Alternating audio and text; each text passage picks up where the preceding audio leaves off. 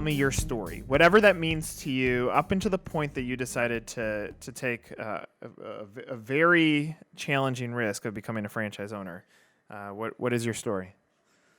Sure. So if you had asked me 10 years ago where I would be at this time, I would have said that I was going to be a tenure track professor. For me, education and academia has always been a really safe place. Yeah. And I was headed down that master's PhD journey. As a master's student, I fell in love with teaching. Teaching at the collegiate level. So I took my first risk at that point. I moved from my tenure track, academic track, to teaching at a community college, and stumbled upon Sylvan because I was looking for an additional part-time job to make some extra money, and also looking for the opportunity to work with some different populations of students, as I was working with college students and non-traditional college students primarily.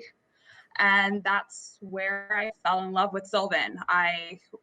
I loved the structure around the programs, working closely with students on exactly what they needed and being there to support them in and witness that aha moment when they have that breakthrough and it all starts to make sense. And as I said, school and learning has always been a really exciting place for me, but I know that that's not the case for all students. And so at Sylvan, being able to help students to boost their confidence and find themselves as a student and as a learner was really rewarding. And I decided pretty quickly that I wanted to build my career with Sylvan, whatever that looked like.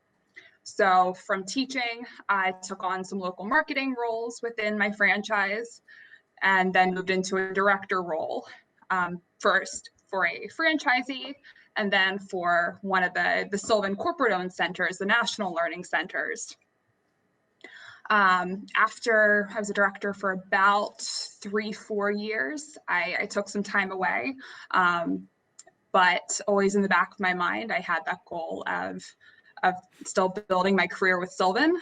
And so when financially it was a good time for me, when I found myself still evangelizing Sylvan in casual conversations, I reached out to the Sylvan community and started looking into what it would take to become a franchisee. I was fortunate in that at the time, 2 centers in my state of New Hampshire were for sale. So I was able to acquire 2 existing territories that already have amazing staff and a lot of really good practices in place, and pursue my dream in the process. What an incredible journey. I mean, you go from thinking, all right, I'm going to be in education, and probably at that point, the concept of the whatever the intersection of business and education was may have not been top of mind. At what point you're involved with Sylvan? At what point do you start thinking that it's a business opportunity that you love, or was it still stuck on I just know I want to be a part of this community? I've always wanted to own my own business. It's funny that you say talk about the intersection between education and business, because that's always where I've thrived, and that's where I've lived most of my adult life. My master's is in organizational communication, so looking at those processes at the business level and at the organizational level. So for me, Sylvan is that perfect marriage of the 2 areas that I thrive in and find really rewarding.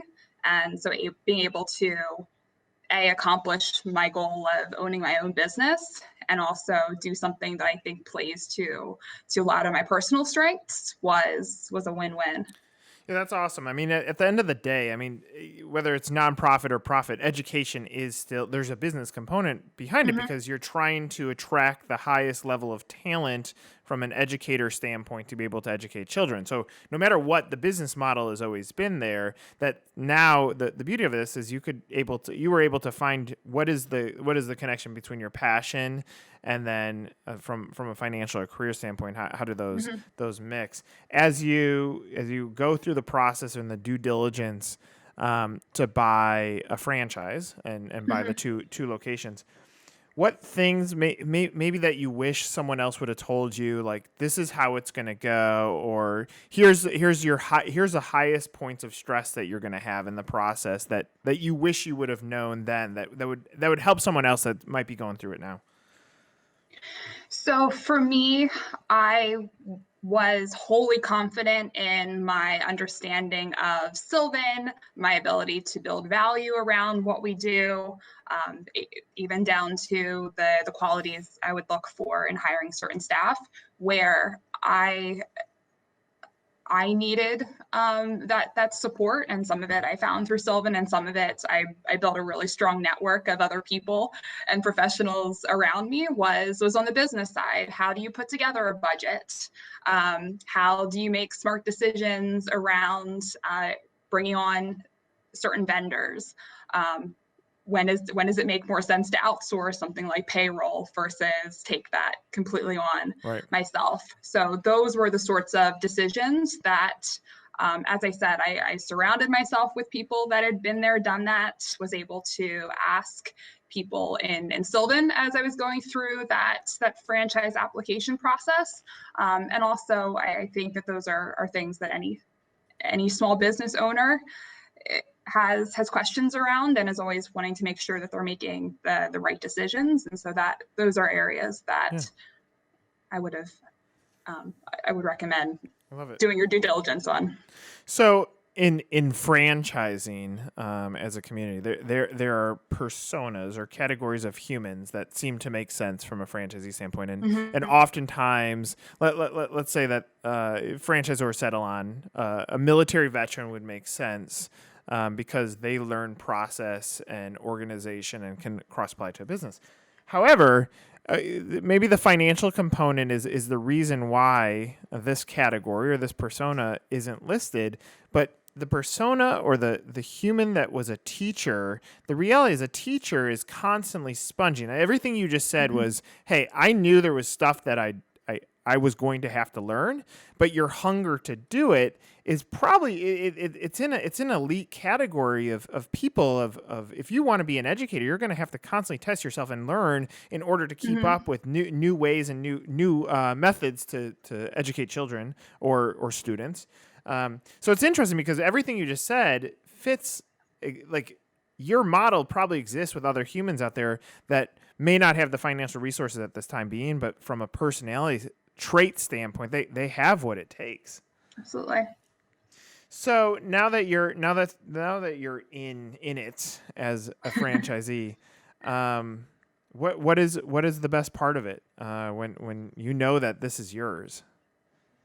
So there were plenty of things that when I was a center director or even as a teacher, I saw as, I think I would do this a little differently, or I see an opportunity for growth or greater efficiency.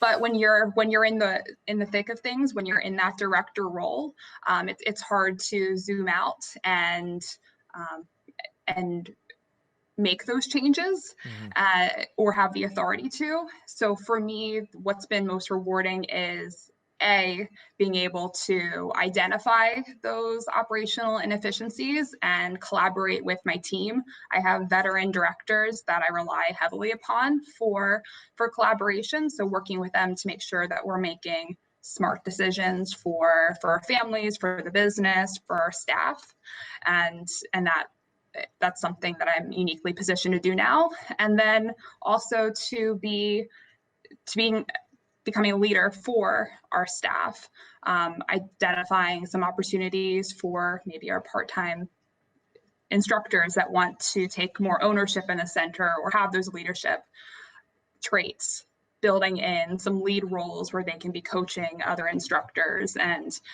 really focusing on the people that make up the center, and making sure that they're contributing to the center in a way that works well for them given their strengths, and their aspirations. And so, as I said, turning Sylvan into a career for more than just myself and my full-time directors. Yeah, I love what you're saying because in franchising as an umbrella, you're obviously buying into a proven model or a system, and what you're saying is that what you enjoy about it is that you're customizing it for where your career was going, what you enjoy from a leadership or from an education standpoint. That yes, Sylvan is on the door, and yes, there are models to follow. But Mhm. even when you were a center director, you were able to look back and say, "Hey, here are some things that I would like to do differently if I was in charge someday." So, is the flexibility something that you expected when you bought into it, or is it is it as you expected when you bought the franchise? It's what I expected, and honestly, not that I looked into other franchise operations, but the flexibility around Sylvan was certainly a positive for me in buying into the franchise model and becoming a Sylvan franchisee.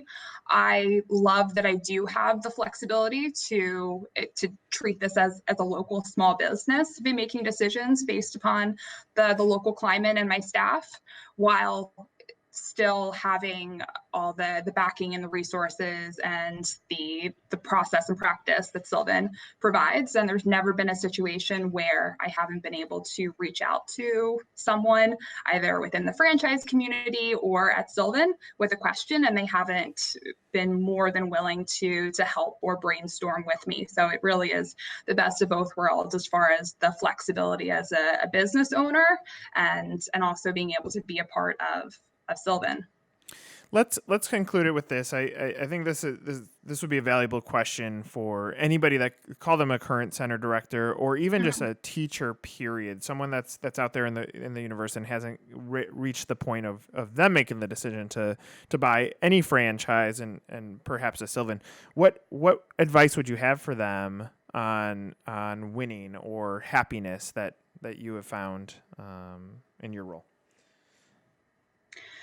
So for me, work-life balance is incredibly important. I think that any entrepreneur, any small business owner, there's a lot of heart, there's a lot of emotional labor that goes into growing and operating our businesses.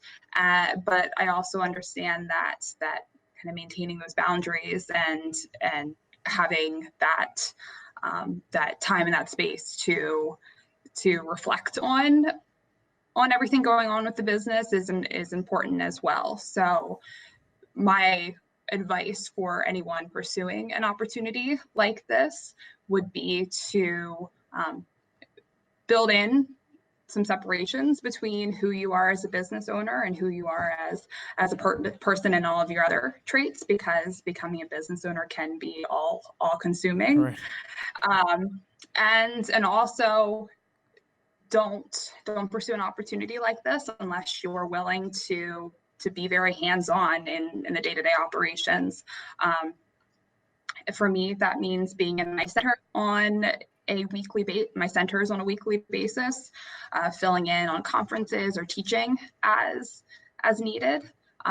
This is not a role in which I would be able to effectively lead from afar. It's critical that I really understand what's going on within my centers, and I'm a resource for my staff as well. That's awesome, and I appreciate your conversation. This conversation because your depth of knowledge, you're behaving like you're a super veteran franchisee, and it's cool to hear that every step that you've taken in your life led you to this moment, and now it makes sense. And we appreciate you sharing that story with us. Thank you.